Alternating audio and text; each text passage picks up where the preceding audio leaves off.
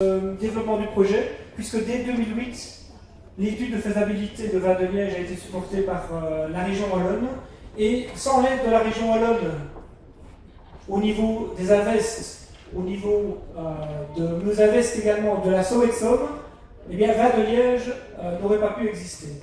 Merci, région Wallonne, et à toutes les personnes qui ont été derrière le projet pour nous supporter. Il est en effet important pour nous de montrer qu'en région liégeoise, eh bien, on a du dynamisme, on a plein de projets dans les poches et on les développe. Ces projets alternatifs comme Vin de Liège, eh bien, il y en a d'autres aussi. Sous forme d'économie sociale, sous forme de coopérative. Je vous invite à voir ces projets qui sont à l'extérieur. Ce sont des projets très variés et qui demandent un appui. Comme vous le savez, actuellement, malheureusement, vous ne pouvez plus prendre des parts de Vin de Liège parce que le capital nécessaire pour financer l'activité, il a été obtenu. Et donc, sauf à augmenter la taille de nos vignobles, ce qui sera le cas peut-être dans quelques années, il n'est plus possible de prendre des parts de Vin de Liège, mais vous pouvez prendre des parts dans d'autres projets alternatifs qui sont ici à l'entrée du chai. Alors, je vais donner directement la parole à la représentante Madame Marie-Dominique Simonet du ministre de l'Agriculture qui va nous donner quelques mots, parce que c'est important aussi qu'on montre. Merci. Oui. Alors, la commune du Pays nous a également appuyé, puisque ce projet que vous avez derrière vous, ce projet architectural, original, eh bien, il fallait parvenir à le vendre quelque part à l'urbanisme, et nous avons eu l'aide de la ville, de la commune d'Oupeye, pour implanter ce projet original. Mais c'est beaucoup plus compliqué, et c'est le fruit de la réunion de talents, d'hommes, qui ont eu une idée un peu folle, sans doute, et il faut, au départ des grands succès, des idées un peu folles, que l'on coule dans des projets qui sont réellement concrets aujourd'hui. Donc, c'est une initiative citoyenne. On voit aujourd'hui que le secteur viticole en Belgique et en région Wallonne se développe. On dit qu'il y a maintenant près de 500 000 bouteilles environ de vin chaque année. Et je crois qu'il y en aura encore. C'est un secteur économique, c'est un secteur aussi pour le tourisme qui peut avoir son importance. En venant, les coopérateurs comme moi ont pu sans doute longer un champ qui était planté. Nous allons revoir notre patrimoine ancien, puisque nous avons eu des vignes en région liégeoise, et vous connaissez tous comme moi différents noms de rues, rue des bonnes vignes, rue des mauvaises vignes, rue Vignoble, Vinalmont. Nous en avons eu, nous retissons des liens avec le passé. Qu'il espère le V et le L de Vin de Liège, tout simplement, quelque chose de très sobre, qu'on pourrait exploiter de plusieurs manières. Ici, on l'a mis sur un fond noir, mais vous allez le retrouver sur les bouteilles, il se retrouve de plein de manières différentes. Donc c'est quelque chose de très simple, très efficace, et surtout l'objectif, évidemment, c'est qu'on identifie les vins de Liège à ce graphisme épuré. Donc voilà pour notre blason. Il est là aussi, mais avec le soleil qui arrive, on commence à plus rien voir du tout. C'était le danger. Et puis maintenant, je vais vous parler des vins, évidemment. On a décliné cette identité visuelle, on ne voit rien du tout, ça n'est pas grave. On le devine, mais vous le verrez dans quelques minutes, vous verrez ça beaucoup mieux et surtout vous pourrez le déguster. Alors, on a 5 vins à vous présenter aujourd'hui. Je commence par Eau de Cré. Eau de Cré, c'est vraiment notre fierté. C'est le vin sur lequel on a énormément travaillé. Romain pourra vous en parler. On n'a pas arrêté de se disputer pour savoir l'assemblage qu'on faisait pour ce vin, comment est-ce qu'on allait le faire. J'ai encore quelques coups et blessures qui me restent parce que voilà, on est très attaché à ce vin. Donc c'est un vin plutôt haut de gamme, hein. D'ailleurs le prix est effectivement plus élevé. Eau de Cré parce que ici le terroir est un terroir calcaire, c'est très très bon pour la vigne. Et bien au travers ce vin, on sent réellement déjà l'identité calcaire de nos vins. C'est un vin qui est fin, qui est complexe. D'ailleurs, à chaque fois que je le déguste, je me dis qu'on a mis trop d'un cépage. Mais chaque fois un cépage différent. Ça veut dire que voilà, c'est comme une belle symphonie, on y découvre à chaque fois des nouvelles choses. Un nouveau violon, une contrebasse, eh bien, Eau de Cré, c'est exactement ceci. Alors on va passer au vin suivant. Les éolides. Les éolides, c'est le vin phare de vin de Liège. Si vous avez des amis, vous ne connaissez pas très bien leur goût, eh bien vous prenez ce vin-là, il est certes efficace, il est simple, mais il est bon, il est agréable à boire, et j'espère qu'avec ce vin-ci, vous ne décevrez jamais. Les éolides, il y a une identité assez verte, on ne voit toujours rien, ben voilà. Vin suivant, note blanche. Note blanche, c'est peut-être un vin un peu plus poétique, c'est un vin très expressif, hein. Il y a des sucres résiduels, et puis au niveau aromatique, il est très intense.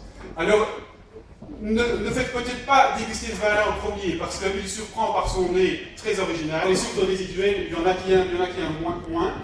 Mais moi, par exemple, je l'adore, parce qu'en vin de dessert, c'est exquis. Voilà pour les notes blanches. Et les agapes. Les agapes, c'est notre rosé. Vous savez qu'on a des cépages rouges.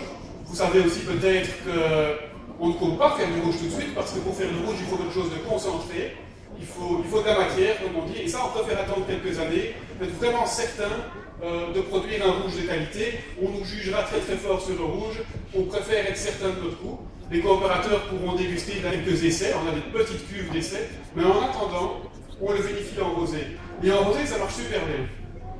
C'est un vin vraiment frais, évidemment à boire cet été, avec des amis, lors d'un barbecue, faites-vous plaisir. Mais alors le clou du spectacle, évidemment, vous avez de nouveau encore une surprise, frémissement. Frémissement, c'est une cuvée unique, c'est un mousseux, c'est une cuvée qui est issue des vendanges 2013, donc ça veut dire qu'il a 1 an de plus. Pourquoi? Parce qu'on a fait un élevage pour pouvoir produire un mousseux. Un mousseux nécessite toujours 9 mois de plus pour être produit. Dire que plus jamais ce vin-là n'existera.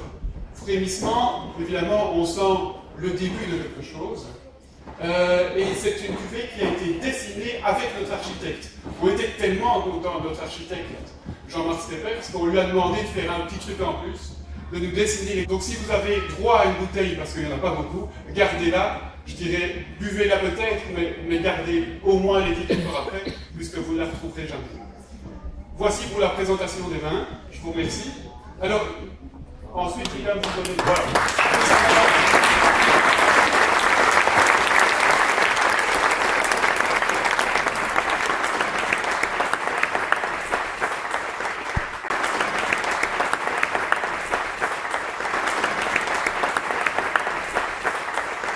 Travailler comme on l'appelle par gravité. Le travail par gravité, ça veut dire qu'on évite l'utilisation d'une pompe dans les premières étapes d'élaboration du vin. Et cette pompe, en fait, qu'est-ce qu'elle viendrait faire? Je vais poser mon verre parce que c'est pas très pratique. Si vous avez les baies de raisin encore entières, une pompe, elle vient toujours triturer les baies de raisin. Et dans la baie de raisin, il y a un pépin. Ce pépin, il contient des composés qui sont désagréables. Et donc si on vient les triturer, on vient aussi extraire les composés qui sont dans ce pépin, et ça vient donner un mauvais goût au vin. Alors c'est un petit détail, c'est pas grand chose, mais grâce à ça, et grâce à beaucoup d'autres petits détails, on atteint une meilleure qualité de vin. Une des étapes très importantes finalement, parce que celle-là on l'a payé assez cher, mais on l'a payé pour toute notre vie, et c'est pour ça qu'on a décidé de travailler par gravité, non sans débat, parce qu'il y en a qui trouvaient que c'était un investissement certainement inutile, évidemment, c'est peut-être 150 000 € de surcoût, mais voilà, moi je pense que ça en vaut la peine. Je vais vous inviter alors maintenant à aller dans la cuverie, il y a justement Romain qui nous attend, qui pourra vous expliquer cette chose, aromatique de nos vins. Et donc, travailler par exemple à 12 degrés, qui est vraiment la limite maximum, ça nous permet de décupler le potentiel aromatique de nos vins, mais voilà, c'est une prise de risque. Et donc avoir un bon contrôle des températures cuve par cuve, c'est extrêmement important pour la qualité de nos vins. C'est comme ça qu'on travaille. Pas encore pu le faire, c'est-à-dire que l'année prochaine, on fera encore un petit peu mieux, mais n'empêche qu'on a déjà joué avec des températures un petit peu limites. Il y a toute une série de facteurs en plus, on n'est pas là pour faire du détail non plus œnologique. Mais voilà, donc ça c'est un élément important. Et vous imaginez ici bien, c'est qu'elles sont l'une sur l'autre. En fait, il y a 2 cuves, ce n'est pas une cuve, qui nous permet, comme je pense l'a dit Fabrice, de jouer avec des volumes différents. Oui. Moi, je pourrais en parler des heures, mais je vais m'arrêter là. Tu dois me... Oui. On doit rendre la visite agréable et pas non plus. On va aller déguster au degré.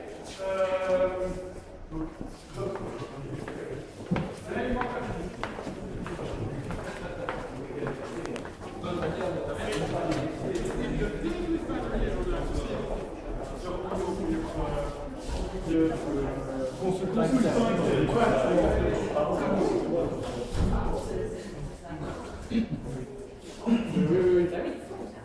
Oui, en fait, c'est un peu grand. C'est même un peu grand. En fait, non, mais ça m'amène à un très bon point.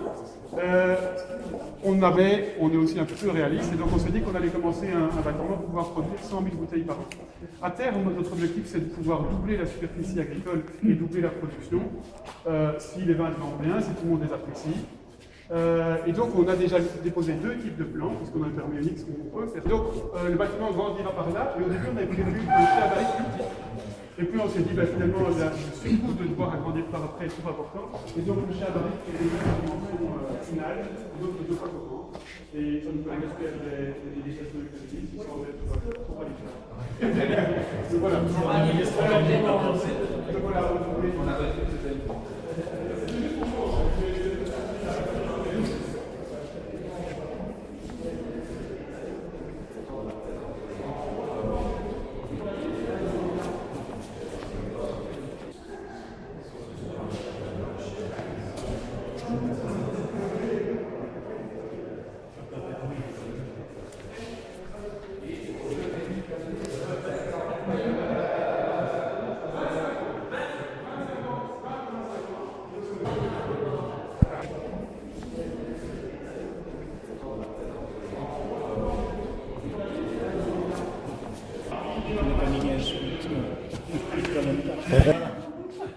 Mais Michel. Alors ici, c'est purement fait, c'est des barriques de décoration. Oui, parce qu'on ne fait pas les vins, et c'est bien fait encore. Ça peut avancer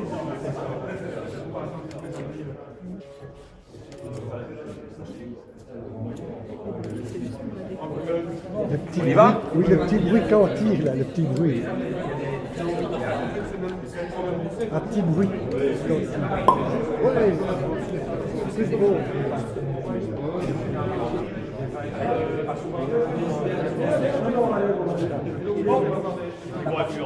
Tu peux me la donner, hein? Tu n'en veux pas. Je pense qu'on doit quand même mettre Ah voilà, Romain, enfin. on va mettre en avant quelqu'un. Donc voilà, notre viticulteur œnologue, c'est le maître de ces lieux. Tout grand bravo, tout grand bravo. Oui, vous n'avez pas de verre? Sérieux? J'ai cherché une caisse de verre, attends. C'est pas les cours de dégustation. Et ça ne veut pas dire qu'un dégustateur ne vaut pas un œnologue dégustateur. C'est 2 métiers simplement différents. Et Romain, donc, est donc œnologue. C'est un master qu'il a effectué à Reims. Voilà. Non, mais je suis d'accord. Fais-nous peut-être tu nous fais une description du vin? Non, il y en a d'autres qui sont mieux qualifiés. Ou comment tu l'as l'élaboration. L'élaboration. Voilà, explique un petit peu l'élaboration. Et tu nous fais je demande à Romain de nous faire une description. Et tu nous fais une description de sa dégustation? Ah, lui. Et je te présente après. Et alors ça c'est donc Haut de Crais, c'est un assemblage. Donc chaque cépage a été récolté et vinifié séparément. Alors ici on a du Johanniter, du Viognier Gris et du Solaris. Et du Muscadet. Si on peut faire le prochain comme ça. Dégustateur qui peut vous dire le vin il est comme ça, comme ça, comme ça. Nous avons tous une perception différente du vin. Ceci dit, il y a quand même quelques caractéristiques majeures qu'on peut essayer de déterminer ensemble. Lorsqu'on met le vin en bouche, vous savez qu'il y a 4 grandes saveurs de base, le sucré, le salé, l'acide et l'amer. Et puis il y a des composantes au niveau de la longueur, du volume, de la texture, de l'anulométrie. Donc tout ça, ce sont des paramètres dont normalement on discute un peu ensemble. Donc je vous demande votre avis. Moi je vais vous dire un petit peu comment je perçois le vin et puis enfin un petit tour pour savoir un peu comment les uns et les autres le perçoivent. À votre santé, félicitations pour votre projet.